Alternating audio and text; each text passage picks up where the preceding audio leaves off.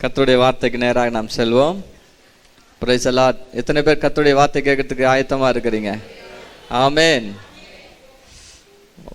வாசிக்கலாம். பிலிப்பியர் நிருபம். அப்போஸ்தலனாகிய பவுல் பிலிப்பியர் நிருபம் 3ஆம் அதிகாரம் 14ஆம் வசனத்தை வாசிக்க கேட்போம். கிறிஸ்து இயேசுவுக்குள் தேவன் அழைத்த பரம அழைப்பின் பந்தய பொருளுக்காக லக்கை நோக்கி தொடருகிறேன்.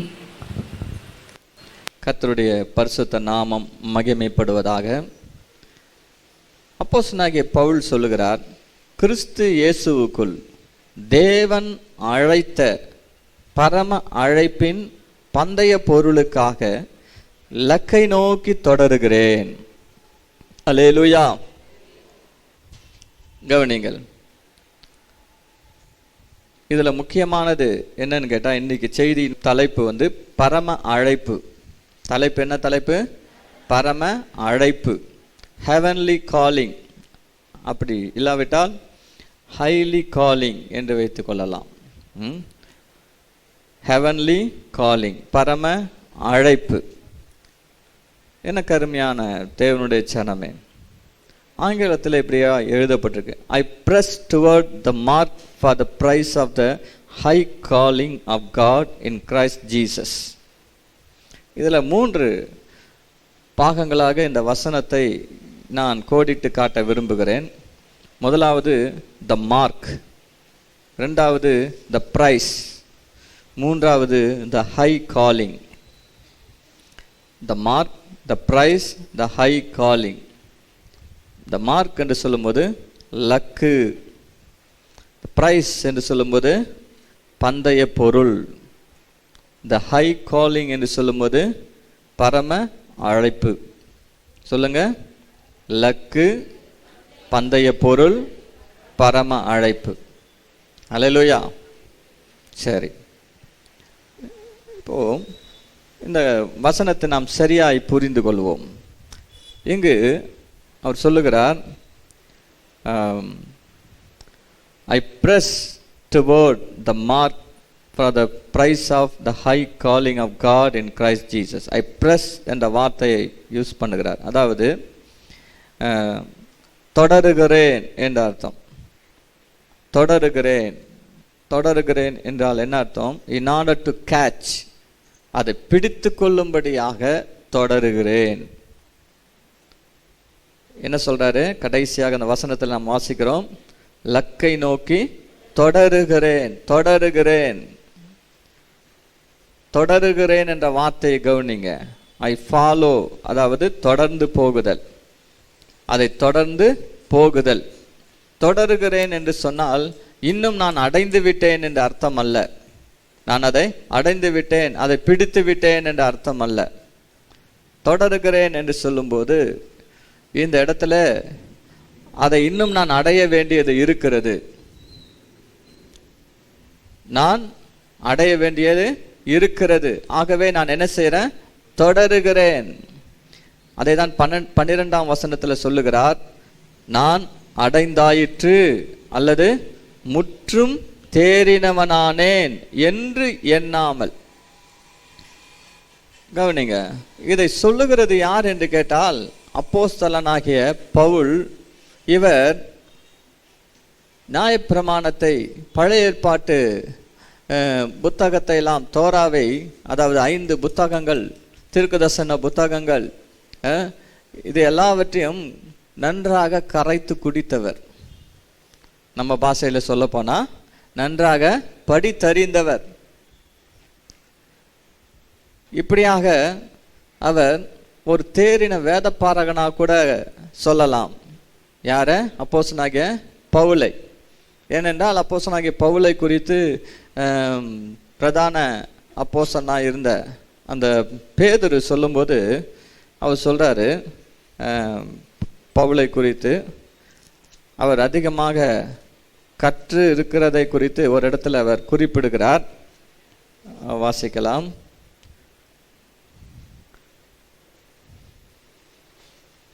ஸ்தோத்திரம்.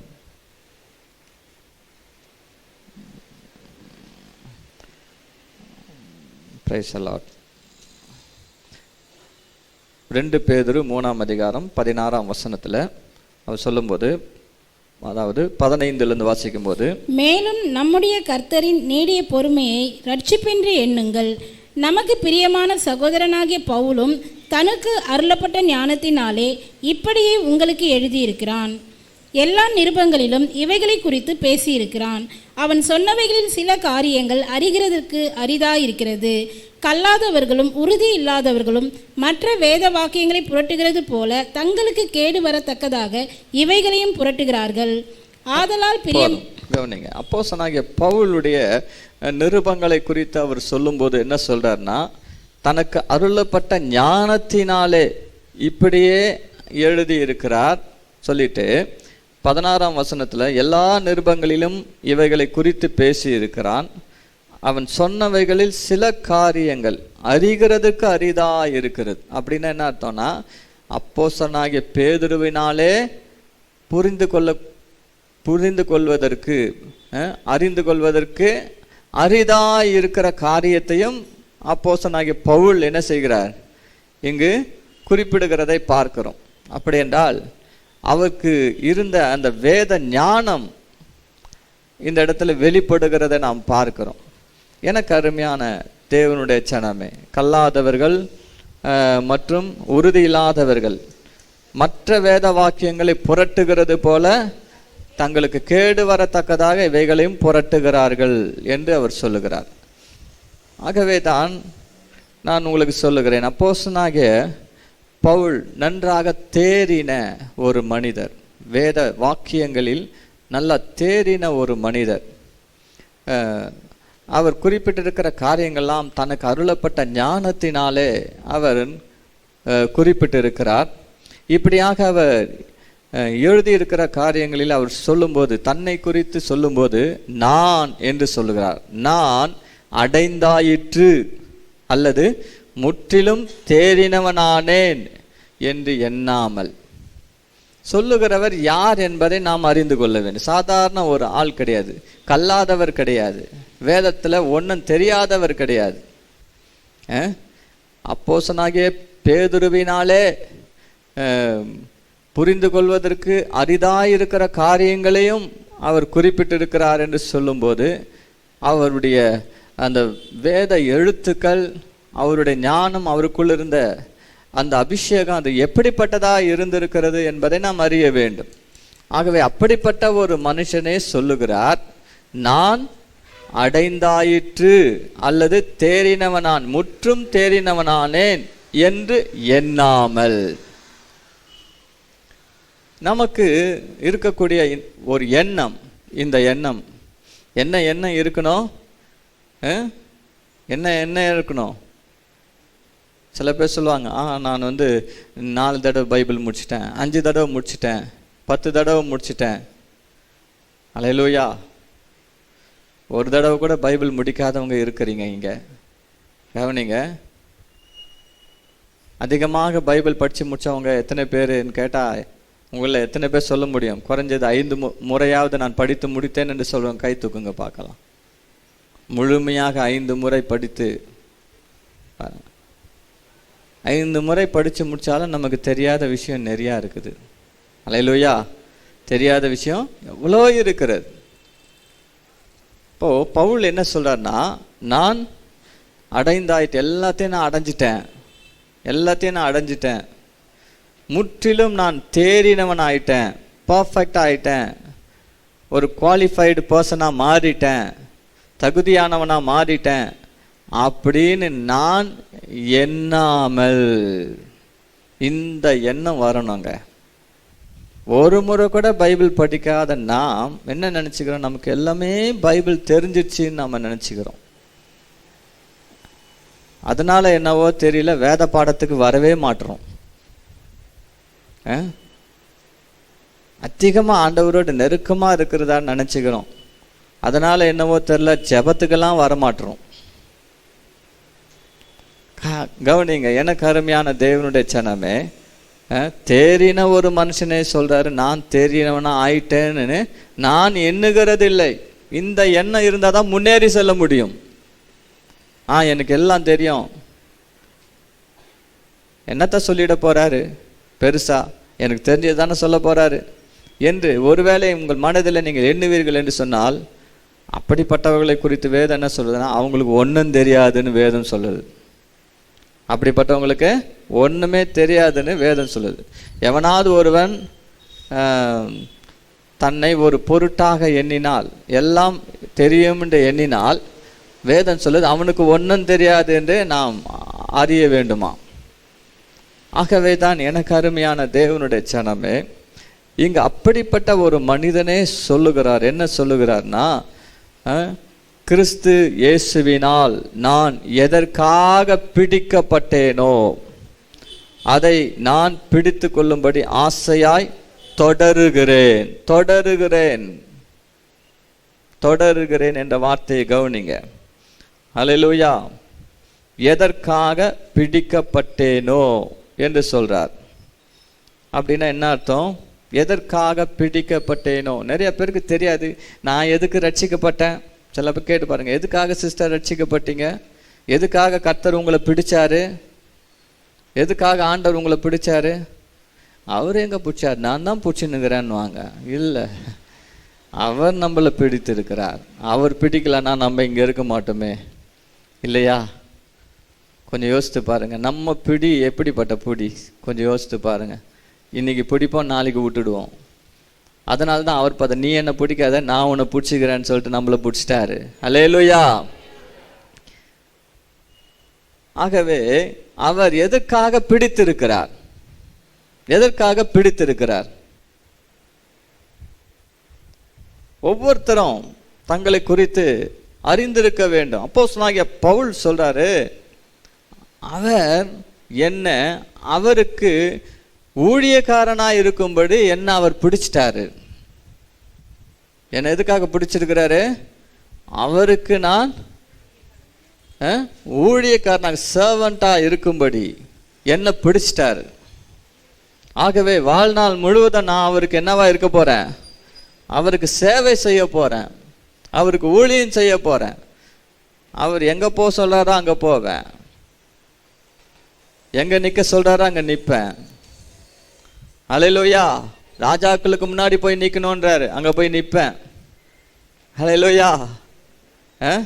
மக்கதோனியாவுக்கு போன்னு சொன்னா அங்க போவேன். ஹல்லேலூயா. பாருங்க, எதுக்காக பிடித்தார் பவுலே? என் நாமத்து நிமித்தம் நீ அநேக உபத்திரவங்களை படணும்பா, எனக்காக நிறைய பாடுபடணும். எதுக்காக பிடிச்சிருக்கிறாரா? அவருடைய நாமத்துக்காக பாடுபடுறதுக்காக பிடிச்சிருக்கிறாராம். அப்போஸ்தலனாகிய பவுல் சொல்றாரு. அப்போ நம்முடைய வாழ்க்கையில நம்மை ஆண்டவர் எதுக்காக பிடிச்சாரு? பக்கத்துல பார்த்து உங்களை ஆண்டவர் எதுக்காக பிடிச்சாருன்னு கேளுங்களேன். கேளுமா. ஐயோ, அவருக்கு வேற வேலை இல்லை, அவர் புள்ள பிடிக்கிறவருங்க, என்னையும் பிடிச்சிட்டாரு சேர்த்து. எதுக்காக பிடிச்சாரு? கேளுங்க கேளுங்க, பக்கத்துல ஒவ்வொருத்தரும் பார்த்து கேளுங்க. விக்டோரியா சிஸ்டர் கேளுங்க, வெக்கப்படாதீங்க. ஆண்டவர் உங்களை, ஏசப்பா உங்களை எதுக்காக பிடிச்சாருன்னு கேளுங்க. எதுக்காக பிடிச்சார் கேளுங்க, வாய் திறந்து கேளுங்க. யாருன்னா பதில் வந்ததா? Any answer? உங்களுக்கு தான் தெரியும் ஆண்டவர் உங்களை எதுக்கு பிடிச்சாருன்னு. இப்ப கவனிங்க, இங்க அப்போஸ்தலனாகிய பவுல் தன்னை ஆண்டவர் எதுக்காக பிடித்தார் என்று அவருக்கு நல்லா தெரியும். எதற்காக பிடிக்கப்பட்டேனோ அப்படின்னு என்ன அர்த்தம்? I may come to know the knowledge of that for which I was made, which I was made the servant of Jesus Christ. எதுக்காக தேவன் என்னை ஊழியக்காரனாக பிடிச்சிருக்கிறாரோ அதை பிடித்து கொள்ளும்படி. நம்ம வாழ்க்கையில நம்ம சொல்லணும்னா, I may come to know the knowledge of that for which I was made the child of Jesus Christ.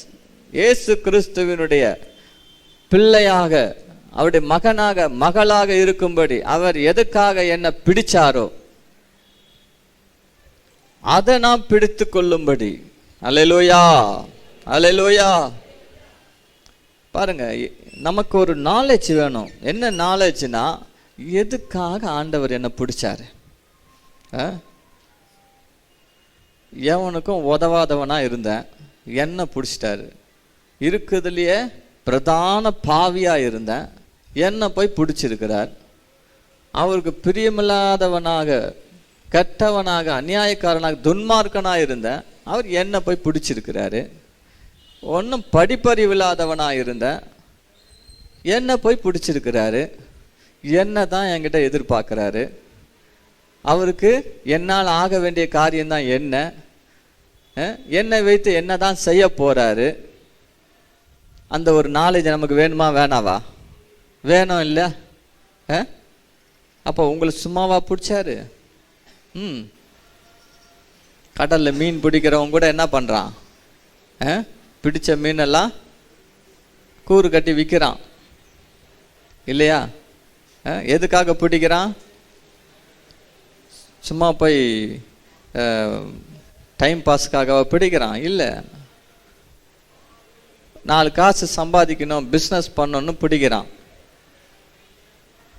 அல்லேலூயா. பிடிக்கிறதுல ஒரு நோக்கம் இருக்குது. அதுவும் மீன் பிடிக்கிறவங்க, அவங்களுக்கு தெரியும் எந்த இடத்துல வலையை போட்டால் என்ன மாதிரி மீன் கிடைக்கும். சில பேர் நல்ல பெரிய பெரிய ஜிலேபி மீனாக பிடிக்கணும்னு ஆசை, சில பேருக்கு நெத்திலி மீனாக பிடிக்கணும்னு ஆசை. ஆனால் ஆண்டவன் நம்ம எல்லாரையும் ஒட்டு மொத்தமாக பிடிச்சிருக்கிற எல்லா மீனும் கலந்துருக்குது இந்த வலையில். ஆமென். ஆனாலும் எந்த மீனுமே பிரயோஜனம் இல்லாமல் பிடிக்கல. அல்லேலூயா. இப்போ என்ன பிடிச்சதுக்கு ஒரு நோக்கம் இருக்குது. ஒரு நோக்கம் இல்லாமல் நான் பிடிக்கப்படவில்லை. என்னை ஆண்டவர் பிடித்ததுக்கு ஒரு நோக்கம் இருக்குது.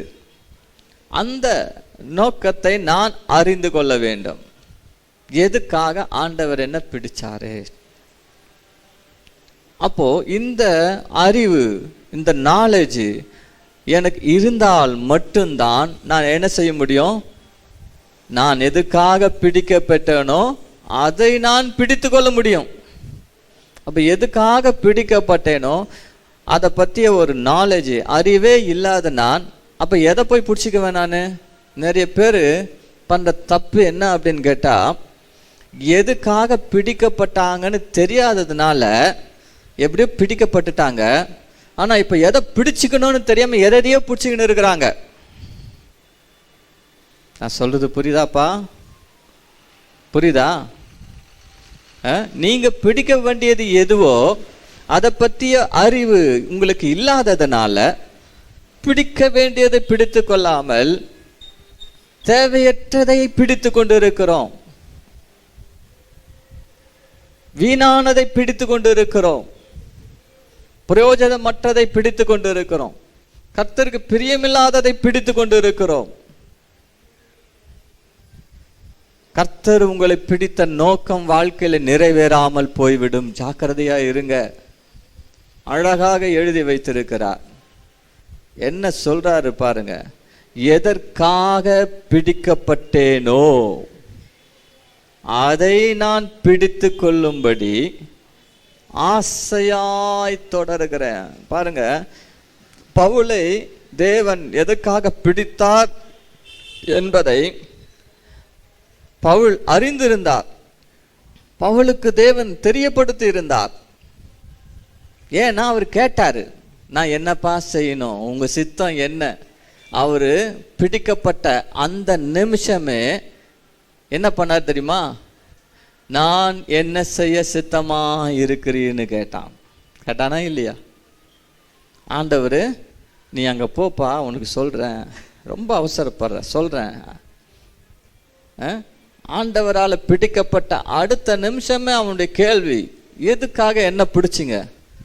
உமக்கு விரோதமாக நான் செயல்பட்டுட்டு இருந்தேன், உம்மை நான் உதைத்து கொண்டு இருந்தேன், உம்முடைய பிள்ளைகளை நான் என்ன செய்ய அடித்தேன், துரும்பப்படுத்தினேன், ஜெயிலில் கொண்டு போய் போட்டேன், இல்லாத கேஸெல்லாம் அவங்க மேலே போட்டு உள்ள பிடிச்சி தள்ளினேன், நான் அதிகாரத்தை தவறாக பயன்படுத்தினேன்.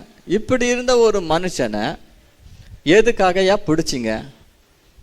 பிடிக்கப்பட்ட ஃபர்ஸ்ட் டே ஆண்டவர் பிடிச்ச அடுத்த நிமிஷமே அவனுடைய கேள்வி இதுதான், ஆண்டவரே எதுக்காக, உம்முடைய சித்தம் என்ன, நான் என்ன செய்யணும், என்ன செய்யணும்? நாம் எதுக்காக பிடிக்கப்பட்டோமோ அதற்கு நம்மை நாம் கமிட் பண்ணணும். முதல்ல ஆண்டவர் நம்மை பிடிச்சிருக்கிறார் என்பதை நாம் அறியணும். நாம் பிடிக்கப்பட்டவர்கள் சாதாரணமா இந்த இடத்துக்கு வந்துடல. நம்மை பிடித்ததுக்கு தேவனுக்கு ஒரு நோக்கம் இருக்கிறது. we must accept. அவர் நம்மை பிடித்திருக்கிறத நாம் ஏற்றுக்கொள்ள வேண்டும். நான் ஏற்றுக்கொள்ள மாட்டேன். சில பேர் சொல்றீங்க, அவர் என்ன இன்னும் பிடிக்கல. இல்லை, ஆண்டவர் உங்களை பிடித்திருக்கிறார். ஹல்லேலூயா. நீங்க ரட்சிக்கப்பட்டு இருக்கிறீங்க, ஞானஸ்தானம் எடுத்திருக்கிறீங்க, அவருடைய ஆவியினாலும் முத்தரிக்கப்பட்டவர்களா இருக்கிறீங்க. இப்படி இருக்கிற நீங்கள் எதற்காக பிடிக்கப்பட்டோம் என்ற அந்த அறிவு இல்லாவிட்டால் எதை நீங்கள் பிடித்துக் கொள்வீர்கள்? இன்றைக்கே நீங்க என்ன செய்யணும்? நீங்கள் எதற்காக பிடிக்கப்பட்டீர்கள் என்பதை அறிந்து அதற்காக உங்களை அர்ப்பணிக்கணும், ஒப்பு கொடுக்கணும். அதை நீங்கள் பிடித்து கொள்ள ஆசையாய் தொடரணும். புரியுதுங்களா? அப்பதான் நம்ம வாழ்க்கையில் நம்ம சொல்ல முடியும், நான் எதற்காக பிடிக்கப்பட்டேனோ அதை பிடித்து கொள்ளும்படி ஆசையாய் தொடர்றேன். பிடிக்கப்பட்ட நோக்கம் தெரியாம, நாம் எதை பிடித்து கொள்ள வேண்டும் என்று தெரியாம எதையோ பிடிச்சுக்கிட்டு நம்ம ஆசையாய் தொடர்ந்தால் எங்க போவோம் தெரியுமா? நம்ம முடிவு நரகம்தான். நரகம்தான். போக வேண்டிய இடத்துக்கு போக மாட்டோம். ஆகவே எனக்கு அருமையான தேவனுடைய சனமே, இங்கு நம்முடைய லக்கு அது ரொம்ப முக்கியமானது. நம்முடைய luck, the mark is very important. கிரேக்க வார்த்தையிலே இந்த சொல்லுக்கு ஸ்கோப்போஸ் என்று எழுதப்பட்டிருக்கு. ஸ்கோப்போஸ் அப்படின்னா என்ன அர்த்தம் தெரியுமா? அப்சர்வர் அல்லது வாட்ச்மேன் என்ற அர்த்தம். Observer, watchman. இதை மொழியாக்கம் செய்தால் கவனமாய், விழிப்பாய் என்ற அர்த்தமா. ஒரு வாட்ச்மேன் எப்படி இரவெல்லாம் கண்ணை திறந்து வச்சுக்கிட்டு ரொம்ப வெடிப்பாய் அதையே பார்த்து கொண்டு இருக்கிறாரோ, அதை போல நாமும் கூட நமக்குன்னு கொடுக்கப்பட்டிருக்கிற லக்கு இருக்கிறது. அந்த லக்கை நாம் என்ன செய்யணும்? பிடித்து கொள்ள வேண்டும். அந்த லக்கை நாம் தொடர வேண்டும். அதை நாம் கவனமாய் பார்த்து கொண்டிருக்க வேண்டும். அதை விட்டுடக்கூடாது. த மார்க், இன்னொரு விதத்தில் சொல்ல போனால் மார்க் என்று சொன்னால் ஓட்டப்பந்தயத்தில் ஓடும்போது அங்கே வெள்ளை கோட்டில் என்ன பண்ணுவாங்க? மார்க் போட்டுருக்கும். எந்த ஒரு விளையாட்டிலும் அங்கே மார்க் இருக்கும் தெரியுங்களா? எல்லா விளையாட்டுக்கும் கோடுங்க இருக்கும். எல்லா விளையாட்டுக்கும் என்ன இருக்குது? கோடுங்க இருக்குது. ஓட்டப்பந்தயத்தில் அங்கே ட்ராக் போட்டிருப்பாங்க, ஒயிட் மார்க் இருக்கும். White mark. கிரிக்கெட்லேயும் கூட அங்கே மார்க் இருக்கும். ஆகவே எல்லாத்துக்கும் அந்த ஒயிட் மார்க் தான் அந்த ரூல்ஸ், அந்த சட்டத்தை நிர்ணயிக்கிறது. இங்கு சொல்லப்பட்டிருக்க அந்த மார்க் என்னன்னா, நாம் ஓட வேண்டிய அந்த ஓட்டத்தில் நாம் அந்த மார்க்கை பார்த்துக்கிட்டே, அந்த லக்கை பார்த்துக்கிட்டே ஓடணும். லக்கை தவற விட்டு விடக்கூடாது. ட்ராக்கு, அந்த கோடை மாற்றி ஓடிடக்கூடாது. என்னதான் ஃபர்ஸ்ட் வந்தாலும் ப்ரைஸ் கிடைக்காது. மல்யுத்தம் பண்ணினாலும் சட்டத்தின்படி பண்ணாவிட்டால் முடிசூட்டப்படான் என்று எழுதப்பட்டிருக்கிறது. ஆகவே நம்முடைய லக்கு ரொம்ப முக்கியமானது. எப்படியோ ஓடணும் அப்படின்னு சொல்லிட்டு கும்பலில் ஓடுறது கிடையாது. நமக்கு நிர்ணயிக்கப்பட்டிருக்கிற ஒரு லக்கு இருக்கிறது. அந்த லக்கை நாம் குறிப்பார்த்து நம்முடைய கண்கள் அதன் மீதே வைத்து நாம் என்ன செய்யணும்? ஓட வேண்டும். இங்கும் அங்குமாக நம்முடைய கண்களை நாம் என்ன செய்யக்கூடாது? சிதற விட்டுடக்கூடாது. ஆகவே லக்கை நோக்கி ஓடணும்.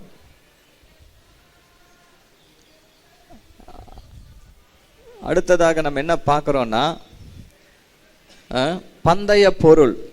என்ன பார்க்கிறோம்? பந்தய பொருள் இருக்கிறது.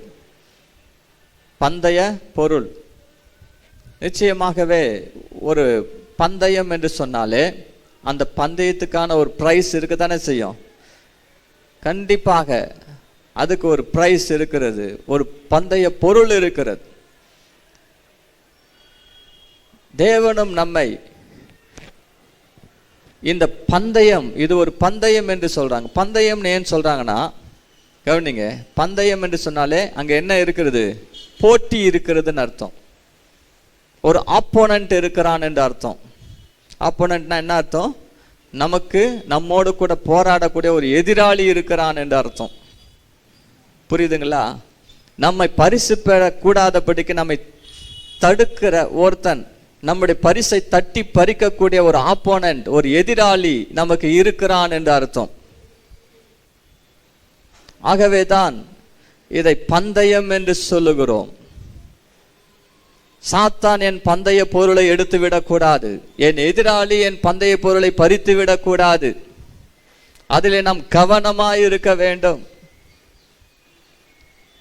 ஏனோ தானோன்னு ஓடுனா நிச்சயமா பரிசு கிடைக்காது. நம்முடைய பரிசு, எனக்குன்னு ஆண்டவர் வைத்திருக்கிற அந்த பந்தய பொருளை நான் இழந்து போய் விடுவேன்.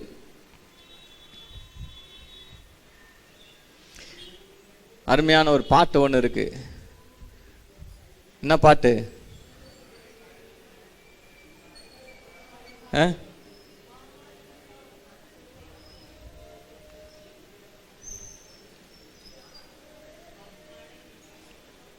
அல்லேலூயா. ஞாபகம் வரலையா?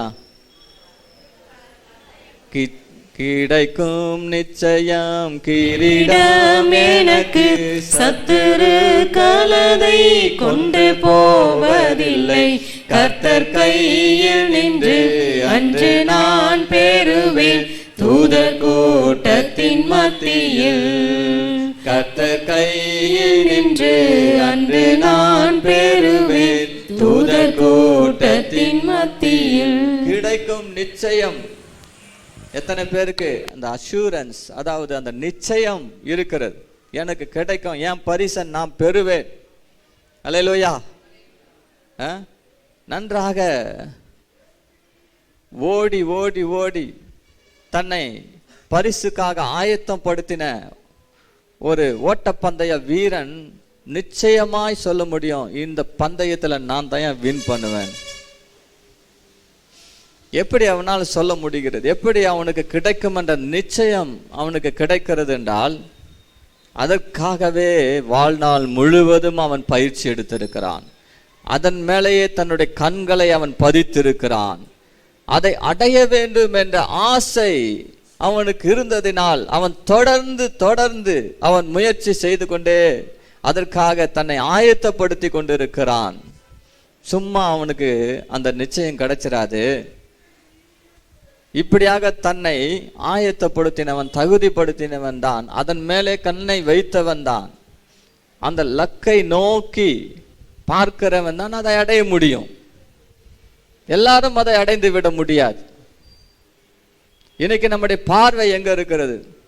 நாம் அடைய வேண்டிய லக்கை நாம் பார்க்கிறோமா? நமக்கு ஆண்டவர் வைத்திருக்கிற அந்த பந்தய பொருளை நம்ம பார்க்கிறோமா? கிடைக்கும் என்ற நிச்சயம் நமக்கு இருக்குதா? என் பந்தய பொருளை நான் பெறுவேன், என் சத்துரு அதை தொட நான் விட மாட்டேன். எத்தனை பேர் சொல்ல முடியும்? நிறைய பேர் கை தூக்க முடியல பாருங்க. இப்பயாவது சொல்லுங்க தைரியமா, இனிமே நான் விட மாட்டேன், என் பந்தய பொருளை சாத்தான் தொட விட மாட்டேன், என் எதிராளி பறித்து கொள்ள விட மாட்டேன். அல்லேலூயா. நம்ம கண்ணை அந்த பந்தய பொருள் மேல வைப்போம். எனக்கு அருமையான தேவனுடைய ஜனமே, அங்க நாம் என்ன பார்க்கிறோம்னா, பரம அழைப்பு என்று எழுதப்பட்டிருக்கு. இது என்ன அழைப்பு? பரம அழைப்பு, ஹை காலிங், ஹெவன்லி காலிங். இது ஒரு பரம அழைப்பு, சாதாரண அழைப்பு அல்ல, பரம அழைப்பு. இதைத்தான் நம்ம அறியணும். உங்களை அழைத்தவர் பரமன். அல்லேலூயா. உங்களுக்கு அழைப்பு பரத்திலிருந்து வந்திருக்கிறது. இட்ஸ் நாட் ஒரு ஆர்டினரி இன்விடேஷன். இது ஒரு சாதாரண ஒரு அழைப்பு அல்ல.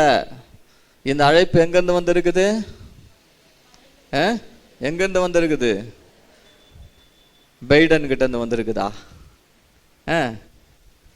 யாருன்னே தெரியாது. அவரு இன்னைக்கு அமெரிக்கா அதிபராக இருக்கிறவர் தான் பைடன்.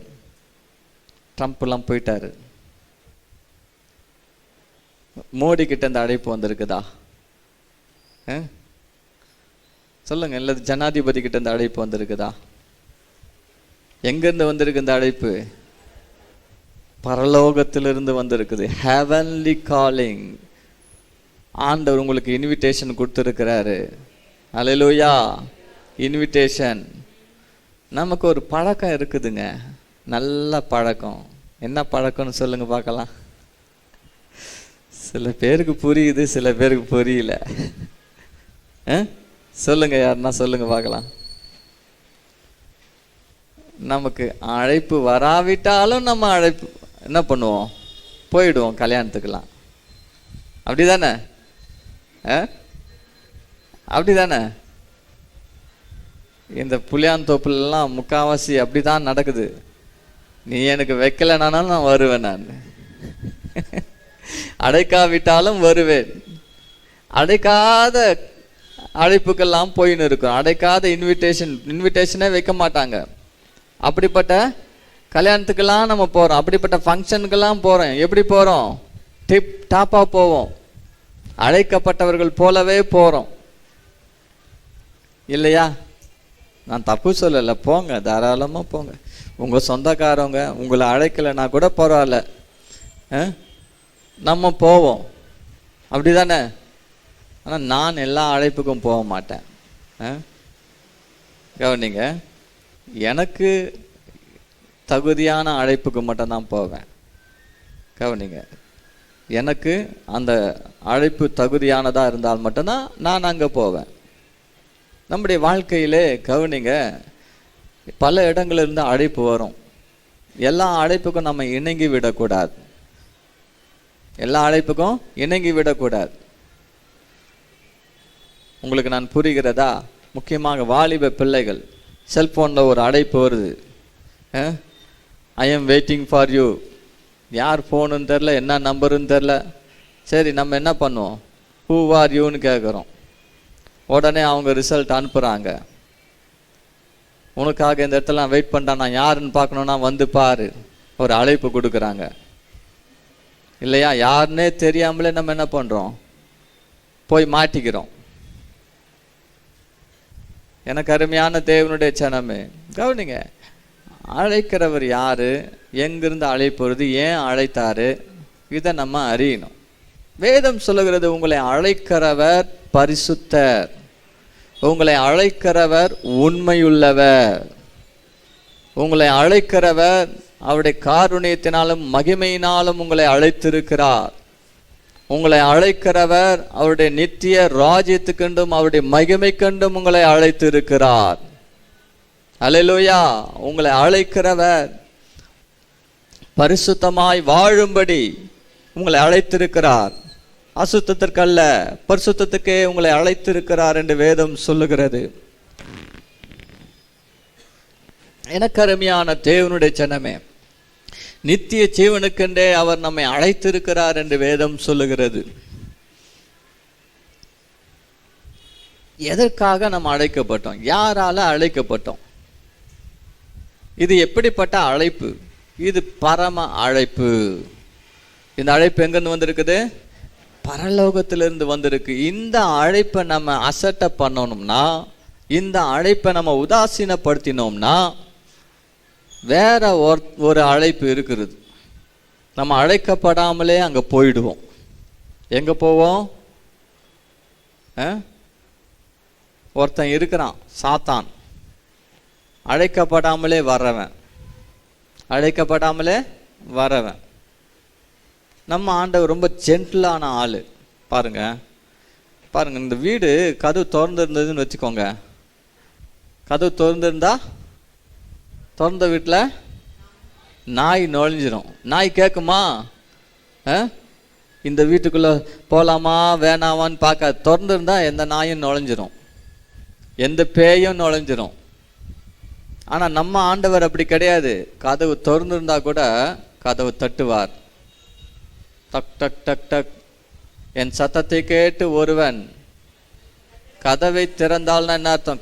இந்த கதவு திறந்திருந்தாலும் அவன் மனசுல இருக்கிற கதவு திறக்கணும். அவன் கதவை திறந்து வாப்பா அப்படின்னு கூப்பிட்டாதான் உள்ள வருவார். ஏன்னா அவருக்கு பிரமாணங்கள் தெரியும், ரூல்ஸ் தெரியும். திறந்த வீட்டில் நாய் நுழையிற மாதிரி, பேய் நுழையிற மாதிரி நுழையக்கூடாதுன்னு. எனக்கு அருமையான தேவனுடைய ஜனமே, நம்முடைய ஆண்டவர் உங்களை அழைத்திருக்கிறார், உங்களை அழைக்கிறார். அவருடைய அழைப்புக்கு நீங்கள் செவி கொடுக்க வேண்டும். இது பரம அழைப்பு. இங்க நாம் பார்க்கிறோம், மத்தேயு எழுதின சுவிசேஷம் 22ஆம் அதிகாரம் 14ஆம் வசனத்திலே, அந்தபடியே அழைக்கப்பட்டவர்கள் அநேகர், தெரிந்து கொள்ளப்பட்டவர்களோ சிலர். For many are called but few are chosen. Many are called but few are chosen. அப்படின்னு என்ன அர்த்தம்? எல்லாரையும் ஆண்டவர் அழைக்கிறாரு. நான் நிறைய பேரை அழைச்சம்பா, என் அழைப்புக்கு நிறைய பேர் செவி கொடுக்கவே இல்லை. என்னுடைய அழைப்பை நிறைய பேர் உணரவே இல்லை. அழைக்கிறவர் யார் என்பதை அறிந்து கொள்ளவே இல்லை. இது எப்படிப்பட்ட அழைப்பு என்பதை அவர்கள் அறியவும் விரும்பல. போய் கூப்பிட்டேன், அழைச்சேன். அழைக்கப்பட்டவர்கள் அநேகர். நிறைய பேருக்கு நோட்டீஸ் வச்சேன். ஒரு ஃபங்க்ஷனுக்கு கூப்பிட்டுருந்தாங்க, போனேன். ஆனால் அங்கே பார்த்தா கொஞ்சம் பேர் தான் வந்திருந்தாங்க. அவரை பார்த்து கேட்டேன், என்னப்பா பாஸ்டர், நிறைய பேருக்கு நோட்டீஸ் வச்சேன் பாஸ்டர், நிறைய பேருக்கு நோட்டீஸ் வச்சேன் பாஸ்டர். நிறைய பேர் இந்த கொரோனாவுக்கு பயந்துக்குன்னே வரல பாஸ்டர். நம்மளும் கூட அப்படிதான் எதுக்கோ பயந்துக்கிட்டு வராமல் இருக்கிறோம். இது ஆண்டவருடைய அழைப்பு, இது பரம அழைப்பு. இந்த அழைப்பை நம்ம அசட்டை பண்ணக்கூடாது. இங்க வேதத்துல வாசிக்கிறோம், 2 சம்பவங்களை ஆண்டவர் சொல்றாரு. அந்த மத்தேயு 22ஆம் அதிகாரத்திலையும் மத்தேயு 20ஆம் அதிகாரத்திலையும் கூட 2 விதமான சம்பவத்திலையும் நம்ம பார்க்கிறோம். அங்கு அந்த அழைப்பை அவர்கள் உதாசீனப்படுத்துகிறார்கள், அழைப்பை அசட்டை பண்றாங்க, அழைப்பின் மேன்மையை உணரல, வேற காரியங்களை முக்கியப்படுத்துறாங்க, மற்ற வேலைகளை முக்கியப்படுத்துறாங்க, தங்களுடைய சுயத்தை முக்கியப்படுத்துறாங்க. ஆகவே அந்த அழைப்பை விட்டுடுறாங்க. ஆனால் அப்போஸ்தலனாகிய பவுல் சொல்றார், கிறிஸ்து இயேசுவுக்குள் தேவன் அழைத்த அந்த பரம அழைப்புன்னு சொல்றார். பரம அழைப்பு. எனக்கு கிடைத்த அழைப்பு சாதாரண அழைப்பு அல்ல. ஹல்லேலூயா. அந்த உயர்ந்த ஸ்தானத்தில் இருக்கிறவர் என்னை அழைச்சிருக்கிறார். பரலோகத்தில் இருக்கிற அந்த பரமனனை அழைத்திருக்கிறார். இது பரம அழைப்பு. ஹல்லேலூயா. ஆங்கிலத்தில் அழகா இருக்குது, high calling. The high calling, உயர்ந்த அழைப்பான், ஹெவன்லி காலிங். கவனிங்க, இதை அவர் சொல்லும்போது என்ன சொல்றாருன்னா 13ஆம் வசனத்துல, பிலிப்பியர் 3:13, சகோதரரே அதை பிடித்து கொண்டேன் என்று நான் எண்ணுகிறது இல்லை அப்படின்னு சொல்லிட்டு ஒன்று செய்கிறேன். என்ன சொல்றாரு? அதை பிடித்து கொண்டேன் என்று எண்ணுகிறது இல்லை. நான் ஆசையா தொடர்ந்து போறேன், அதை பிடித்து கொள்ளும்படியா தான். எதுக்காக பிடிச்சார்னு எனக்கு தெரிஞ்சு போச்சு, நான் எடை பிடிச்சிக்கணும்னு தெரிஞ்சு போச்சு. இப்போ அதை நான் பிடித்து கொண்டேன் என்று நான் முழுமையாக பிடித்துக்கிட்டேன்னு நான் எண்ணுகிறது இல்லை. ஆகவே அதை நான் தொடர்ந்து பிடித்து கொள்ளும்படி அதை அடையும்படி நான் ஒன்னு செய்யறேன். என்ன செய்யறாரா? ஒன்னு செய்யறார். என்ன செய்யறாரு? அது ஒன்னு, பின்னானவைகளை மறந்து பின்னானவைகளை மறந்து முன்னானவைகளை நாடி. முன்னானவைகளை நாடு. அல்லேலூயா. நாடுகிறேன். அல்லேலூயா. என்ன சொல்றாரு? பின்னானவைகளை மறந்து முன்னானவைகளை நாடுகிறாராம். அவருடைய வாழ்க்கையில எத்தனையோ உபத்திரவங்கள், துன்பங்கள், கவலைகள், வேதனைகள், அடிகள், எத்தனையோ நிந்தைகள், அவமானங்கள், எத்தனையோ தேவைகள் மத்தியிலே அவர் இருந்திருக்கிறார். ஆண்டவரை நம்பி வந்துட்டாரு. வந்த அவருக்கு ஆண்டவர் பஞ்சுமத்தையா கொடுத்தாரு? இல்ல. எனக்கு அருமையான தேவனுடைய ஜனமே, அவர் என்ன சொல்றாரு? ஒன்று நான் செய்கிறேன். என்ன செய்யறேன் தெரியுமா?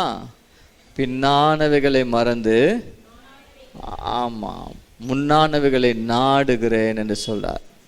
நம்முடைய வாழ்க்கையில கவனியுங்கள், பின்னானவைகளை மறக்கணும். அப்படின்னா இதுவரைக்கும் நடந்திருக்கிற காரியத்தை, நம்முடைய வாழ்க்கையில நடந்திருக்கிற துயரங்களை, அந்த துன்பங்களை, அந்த பாடுகளை, அந்த வேதனைகளை, அந்த நிந்தைகளை, அவமானங்களை மறக்கணும்.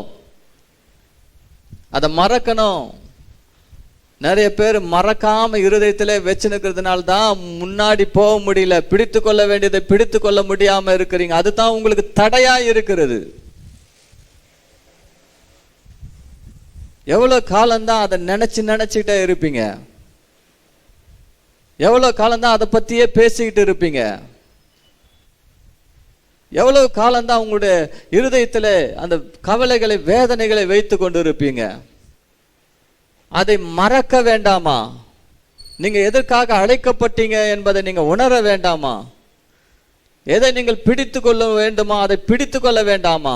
அதை பிடித்து கொள்வதற்கு இதுதான் தடையா இருக்கிறது என்பதை நீங்க அறிய வேண்டாமா? எனக்கு அருமையான தேவனுடைய ஜனமே, ஆண்டவருடைய பிள்ளைங்க செய்ய வேண்டியது என்ன தெரியுங்களா? மறக்க வேண்டியதை மறக்கணுங்க. மறக்கணும். சில பேருடைய இருதயத்தில் அப்படியே ரெக்கார்ட் பண்ணி வச்சிருப்பாங்க. அந்த டேட்டு, அந்த டைம் எல்லாம் கூட நோட் பண்ணி வச்சிருப்பாங்க பாருங்க.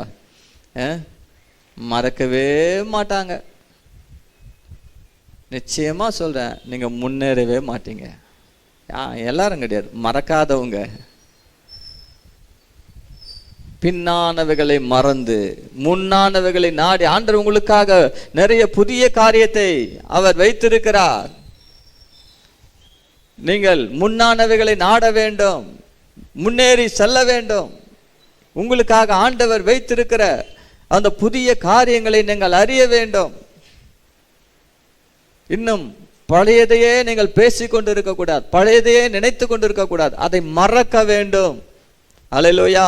சாத்தான் அதையே சொல்லி சொல்லி உங்களுடைய பழைய வீழ்ச்சியை உங்களுக்கு சொல்லி சொல்லி உங்களை தடை செய்வான். உங்க வாழ்க்கையில் ஏற்பட்ட துயரத்தை சொல்லி சொல்லி, நிந்தை அவமானத்தை சொல்லி சொல்லி முன்னேறக்கூடாதபடிக்கு உங்களை தடை செய்வான். அப்ப நீங்க பிடித்து கொள்ள வேண்டியதை பிடித்து கொள்ளாமல் எதை பிடிச்சுக்கிட்டு இருப்பீங்க? பின்னானவைகளையே பிடிச்சிட்டு இருப்பீங்க. உங்களுடைய ஃபெயிலியர்ஸை பிடிச்சிட்டு இருப்பீங்க. உங்களுடைய டிஸப்பாயின்மெண்ட்டை பிடிச்சிட்டு இருப்பீங்க. உங்களுடைய அந்த அந்த ஒரினஸ், கவலையை பிடிச்சிட்டு இருப்பீங்க. நீங்க பட்ட பாடுகளை பிடிச்சிக்கிட்டு இருப்பீங்க. உங்களுடைய அப்ரோச், நிந்தைகளை பிடிச்சிக்கிட்டு இருப்பீங்க. அதை பத்தியே பேசிட்டு இருப்பீங்க. உங்களுக்கு ஏற்பட்ட அந்த துக்கங்களையே பேசிட்டு இருப்பீங்க. இப்படி இருந்தால் நீங்கள் முன்னேற முடியாது. அதைத்தான் அவர் சொல்றார், நான் ஒன்று செய்கிறேன். இன்னைக்கு நம்ம என்ன செய்ய போறோம்? அந்த ஒன்று சொல்லுவோமா? ஒன்று செய்கிறேன் என்று சொல்லுங்க. ஒன்று செய்கிறேன். என்ன ஒன்று செய்ய போறீங்க? பின்னானவைகளை மறந்து முன்னானவைகளை நாட போகிறேன். அல்லேலூயா. கண்களை மூடுவோமா? ஸ்தோத்திரம். இதுக்கு மேல நேரம் என்னை அனுமதிக்கவில்லை. பரவாயில்ல, இது போதும் என்று நினைக்கிறேன். கண்களை மூடுவோம். நம்மை முழுவதும் ஒப்பு கொடுப்போமா? ஹல்லேலூயா. நமக்குன்னு ஆண்டவர் ஒரு பரம அழைப்பை வைத்திருக்கிறாரு. எனக்குன்னு ஒரு லக்கு இருக்கிறது.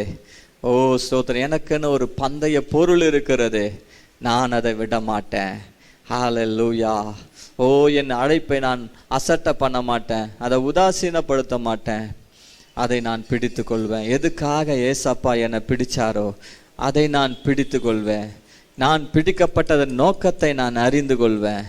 அந்த காரியத்தை குறித்து நான் அறிந்து கொள்வேன். அல்லேலூயா.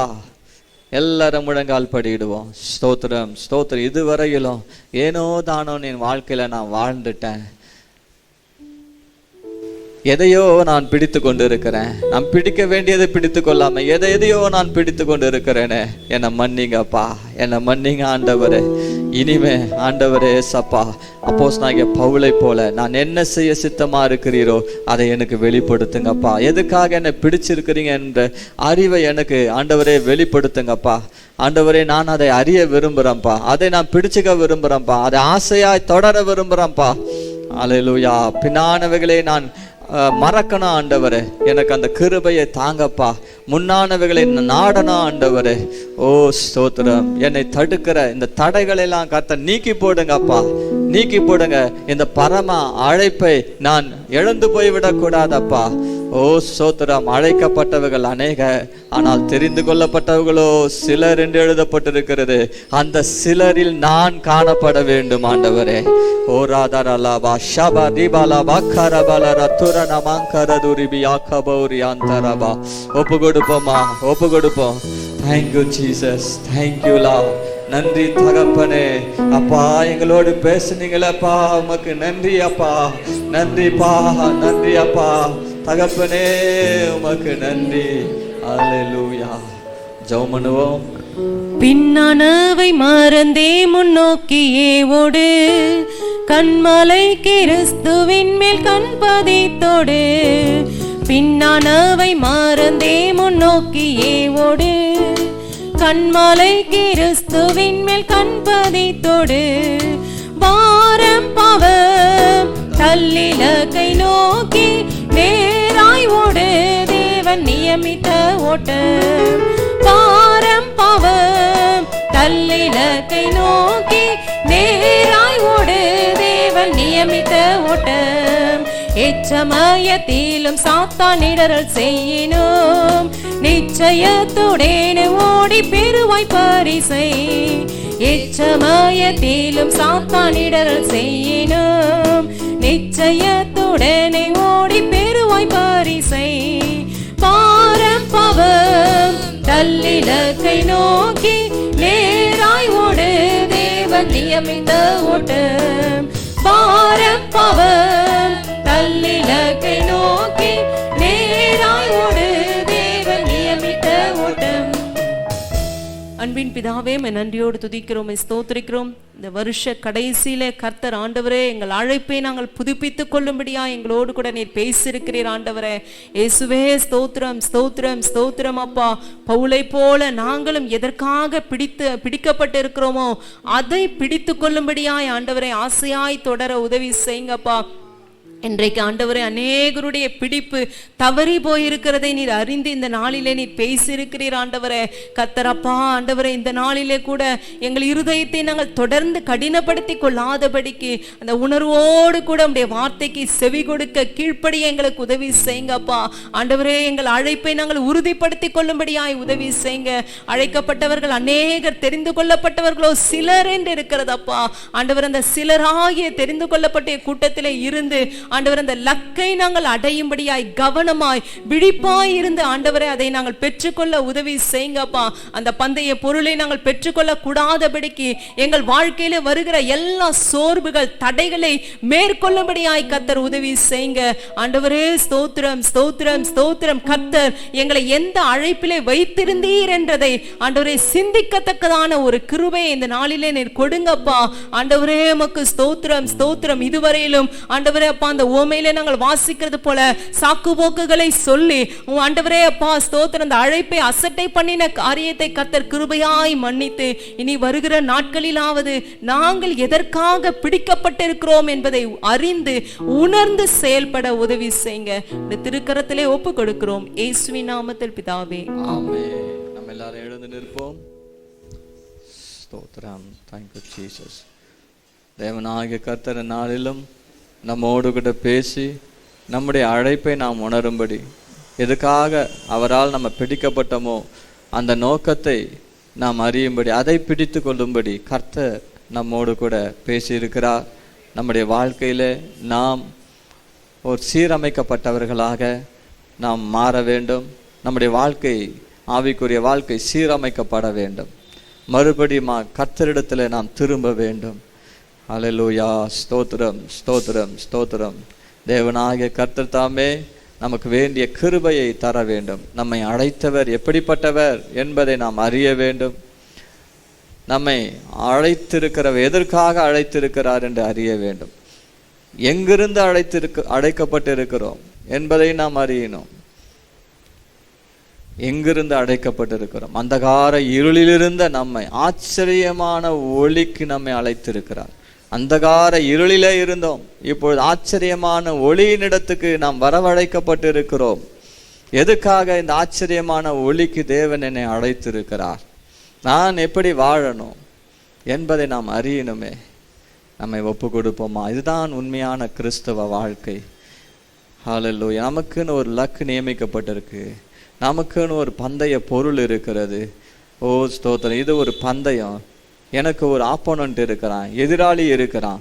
நான் அவனோடு போராடினால்தான் என் பந்தய பொருளை நான் பெற முடியும். இல்லாவிட்டால் அவன் அதை எடுத்துக்கொண்டு போய்விடுவான். எனக்கு அருமையான தேவனுடைய ஜனமே, கிறிஸ்தவ வாழ்க்கை என்பது போராட்டம் நிறைந்தது தான். ஆனால் வெற்றி நமக்கு தான். நம் பக்கத்திலே வெற்றியை தருகிறவர் இருக்கிறார்.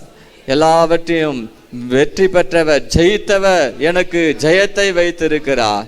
ஹல்லேலூயா, ஹல்லேலூயா. நான் ஜெயம் பெறுவேன், நான் வெற்றி பெறுவேன்.